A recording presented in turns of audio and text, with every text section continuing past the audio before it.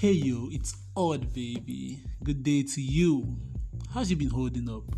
Hope you've been cruising and balling and chilling and making stuff happen and going places and having fun and making money and listening to beautiful music and living life big.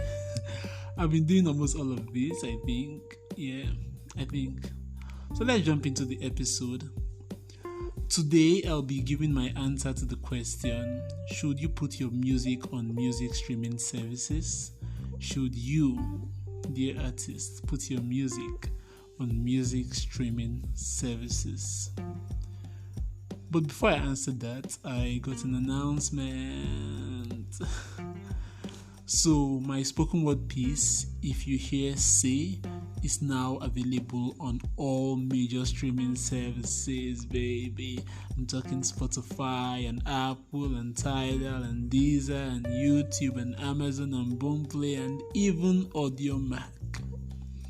Yeah, I know what you're thinking. Audiomack? Yes, Audiomack. We'll talk about that another day. So go on, give it a listen, and if you love it, share it with a friend. If you're not a fan of spoken word, share it with someone who is, and the good Lord will bless you. Okay, let's get back to the question, how advisable it is for an artist to put his music on music streaming services. Before I even say anything, I'll say yes, your music should be on streaming services.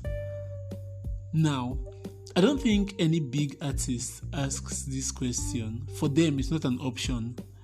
This question usually comes from small, independent artists who are not sure they can afford distribution or who are not sure they have the fan base to make some good money from royalties. The first reason you should make your music available on streaming services is for availability. Anyone should be able to find you on their phone when they need you. In real life, no one is going to leave their music app to begin to hunt for you elsewhere. If someone uses Spotify and your music is not on Spotify, he most likely won't leave you when your music drops. If he clicks the link you share with him to get your music elsewhere, he'll just listen to it once or twice, or as many times as it slaps that moment, and then go back to his Spotify. You're not sure that guy will come back to your music again, but when it's on Spotify, he can listen, add it to his library or one of his playlists, and that way he can keep coming back to listen. He has your music where he gets his music, and he can always visit your music easily. Another reason I would give is discoverability. I've had my guys tell me, yo, Odd, I don't have a fan base that use streaming services, so what's the point of having the music there? You see, you don't wait for an audience before you put your work out. You put your work out and the audience will come. You don't have an audience on Apple Music, but you can't have an audience if you don't put your works on Apple Music. By the way, are you depending only on the weight of your audience when you put your songs out? No, nah. Plus, these streaming services have tools that you can use to promote your work when it's available there. I've said this before. Think like a blogger. You don't make blog posts because you have an audience waiting to read. Nah, you make the posts and the audience will come. The blogger is you, the artist, and the blog posts are your songs. Moving from discoverability, if that's even a word, when I wanted to put my works on streaming services, I wanted to do it for the status. You have a certain kind of reputation when your works have been distributed to the channels where certain kind of artists put their works on. I wanted to feel big. I wanted my music to be somewhere Drake's music was. I wanted to be on the same platform with Chance the Rapper and Kanye West, with Beyonce and all my faves. I mean, I knew I wouldn't get 1 million streams, but I knew I'd be able to tell someone with my head held high and so much pride, you can check me out on Spotify. Trust me, fans actually look at you a certain way, especially fans who know a thing or two about the industry. When you're not making your works available on these streaming platforms, they actually see you as unserious and not really an artist. You think I'm lying? Ask your fans what they think. This will be my last reason for now. I can keep going on and on, but over here we'll keep it short and sexy. As sexy as the host. Streaming services are the most used platforms for music consumption, and some of them have tools artists can use to promote themselves and their works. you can't take advantage of these tools if your works are not available on streaming services. And then the royalties part. Isn't it better to earn peanuts anytime your song is listened to, while you get stats of your listeners and streams, instead of those annoying sites where you don't earn anything and still don't know how many downloads or streams you have? Outside of streaming services, I'm guessing you're not even distributing your works on TikTok and Instagram and Facebook so they can be used in videos, reels, and stories. Guy, if I say I'm not praying for you at this point, I'm lying. Totally lying, man.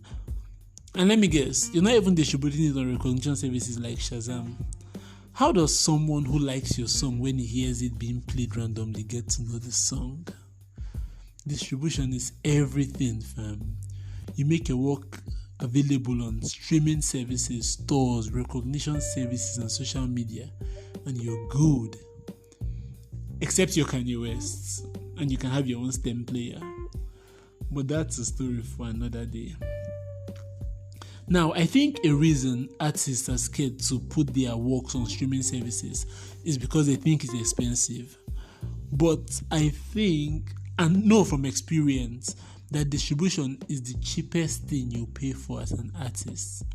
Your studio time costs more than distribution. Promotion costs more than distribution. Distribution will take almost nothing out of your pocket. You think I'm joking? Google it. With these sexy arguments of mine, I hope I've been able to threaten you to put your works on music streaming services, especially my people in Calabar. The next time I visit Calabar, and you all are content with only audio mark, I'll use my belt on every single one of you. Or should I start calling names? Oh yeah, you rather poet, I'm talking to you. Go and distribute your works. You too, you that have pen and write in your name. I know you know yourselves. My mission here is done, people. I want to bounce. Remember to go and jam if you hear, say, my new spoken word poem. Jam it until your ears can't listen no more, and jam it one more time and share it far and wide. Yeah, if you love what you heard on this episode, you most likely love the other episodes, so go on and listen to them. If you share this episode with someone, I'll be forever thankful to you. Who knows, I might even buy you a bottle of your favorite drink when we meet. So, I'm out, people. I'm out. My name is Odd, and I love you.